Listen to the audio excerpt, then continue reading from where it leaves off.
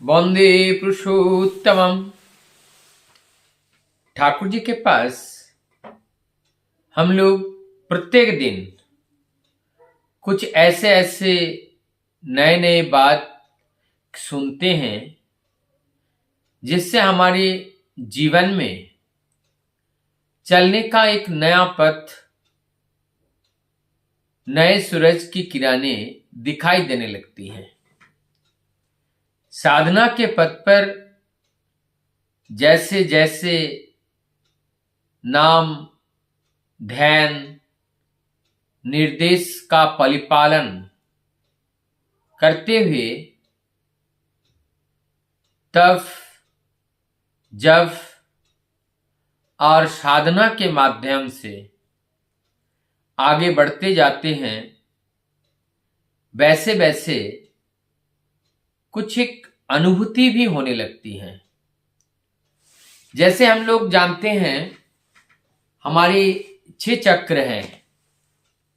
मूलाधार चक्र से लेकर स्वादिष्ठान, मणिपुर, अनाहत, आज्ञा चक्र, विशुद्ध चक्र, ये विशुद्ध चक्र और ये आज्ञा चक्र, सहस्त्रदल, त्रिकोटि दशमद्वार, इस तरह से ये चक्र का वर्णन है, जिसमें ठाकुर जी आज्ञा चक्र के बारे में बताते हैं। ठाकुर जी बोलते हैं कि हमारे जीवन में निर्देश कहां से आती है और निर्देश कहां से आनी चाहिए। आज हम लोग इस बात को समझने का प्रयास करेंगे। कौन सी निर्देश हमें किस तरह से पालन करना चाहिए। साधारणतः दैनंदिन जो हम निर्देश पालन करते हैं वह हमारे शरीर के अंदर छिपे हुए इंद्रिय का प्रयोजन पूरणात्मक जो कार्य है और उनका जो निर्देश है वो साधारणतः हम लोग पालन करते हैं।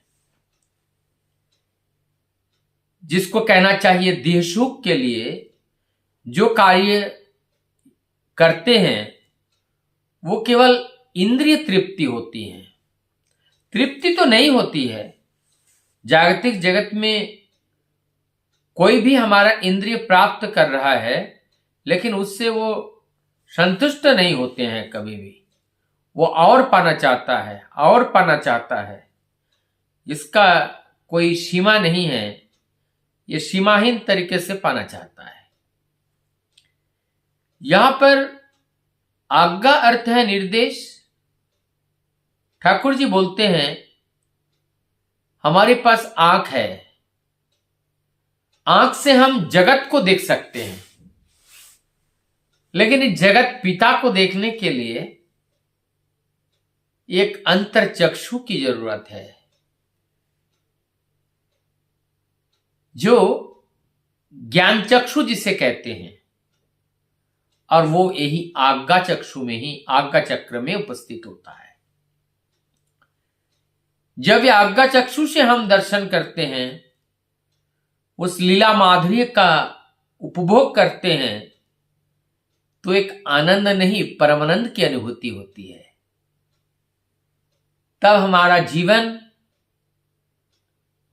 बहुत सुंदर अनुभव होता है। इसी प्रकार से हमारी जो आज्ञा चक्षु है, आज्ञा चक्र है, हमें निर्देशित करती है, और यदि उस निर्देश को पालन करके, मान करके अगर पालन करें, तो हमारी आध्यात्मिक चेतना जागरण होते हैं और हम उन्नत शिखर की ओर पहुंचने का प्रयास सफल होने की ओर जाता है। इसके अलावा यदि हम कर्म कर रहे हैं, भोग रहे हैं, लेकिन वो भोगना हमें अपने आध्यात्मिक चेतना में बने रहने के लिए कितना हमें सहयोग कर रहे हैं, इसका एनालिसिस करना चाहिए। हम दिन भर कार्य करते हैं, मुझे लगता है प्रत्येक कार्य में एक एनालिसिस की जरूरत है कि ये कार्य सत्ता के संरक्षण, सत्ता के परिपालन परिपूरण के लिए हो रहा है या नहीं हो रहा है। जो कार्य सत्ता के परिपूरण नहीं करता है, सत्ता के परिरक्षण नहीं करता है, वो कार्य सत्ता विमुख कर्म है। सत्ता विमुख कर्म पाप कर्म कहलाता है। और जब तक हम उस सत्ता की रक्षा के लिए, परिपालन के लिए, परिपूरण के लिए करते हैं, तो सत्ता अभिमुख कर्म है, वो पुण्य कर्म है। अब पुण्य कर्म पाप कर्म, और जब हम समझते हैं, परमदयाल सच्ची ठाकुर नारायण नीति में पाप और पुण्य के बारे में बहुत अच्छी व्याख्या दी है। ठाकुर जी बोलते हैं, जब तुम्हारा कदम ईश्वर विमुख कार्य में आगे बढ़ता है, तो समझ लेना चाहिए कि हम पाप कर्म कर रहे हैं। और पुण्य कर्म कब है? जब हमारा कदम एक कदम आगे बढ़ करके उस परम सत्य या परम पिता के कार्य करने पर मन लगता है, तो मानो ये पुण्य कर्म है। ये परम पिता की दया है, साधु गुरुजनों की, माता पिता की आशीर्वाद है। उनके आशीर्वाद के बिना सदगुरु चरण नहीं पा सकते हैं, गुरु राज्य की प्राप्ति नहीं होती है। जब माता पिता का आशीर्वाद होता है, तो प्रभु का दया हमारे ऊपर बरसने लगती है। उनकी अनुकंपा, उनकी प्रेरणा, और वही प्रेरणा पा करके फिर हम आगे की ओर बढ़ना शुरू करते हैं। यह आध्यात्मिक जीवन जीना कलयुग में इतना आसान भी नहीं है और कठिन भी नहीं है। आसान इस माने में नहीं है, सहजता से कलयुग के भगवान खुश हो जाते हैं। अल्प प्रयास मात्र हम उनको रिझा सकते हैं, और ये संभव इसलिए है कि हमें कष्ट ज्यादा करने नहीं देते हैं, वो हमें दर्शन देने लगते हैं। कलयुग में जब देखते हैं, आज के इस कलपुर्जे का युग कलयुग कहलाता है। कलपुर्जे के युग में लगातार एक दौड़ है, और इस दौड़ का अंत या ये कितनी लंबाई है, सीमित तो है, क्योंकि जगत सीमित ही होता है, असीमित होता नहीं है। असीमित एकमात्र ब्रह्म है, और वो असीमित है, वो अनंत है, वो सीमाहीन है उनका विस्तार। लेकिन माइक जगत का जो विस्तार है सीमायित है, और माइक जगत का अर्थ ही है मृत्यु जगत, इसलिए इसे मर्त्यलोक कहा जाता है।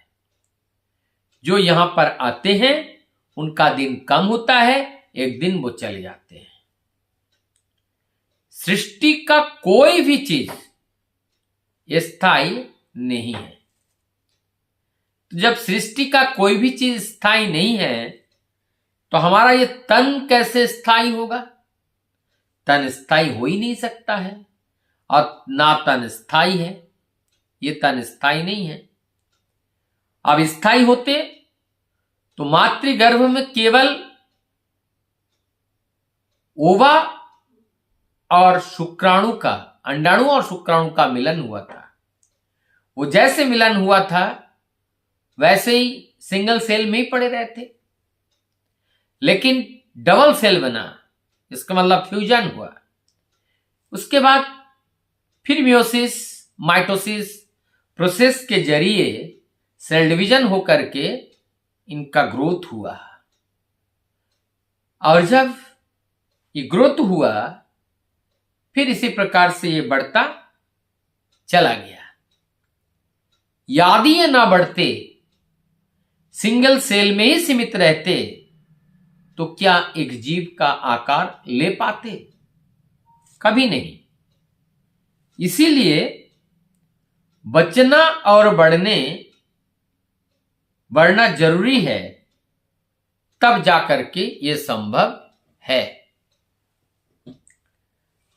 आज ऐसे ही मूलभूत कुछ बातें जो हमारे जीवन में जीवन जिज्ञासा बनकर के आती है कि हम इस धरती पर क्या है, हमारा मूल्यांकन कैसे किया जाएगा, और इस क्या कर्तव्य हमारे इस जीवन का है, और क्या करना चाहिए, और मैं वर्तमान में क्या कर रहा हूं।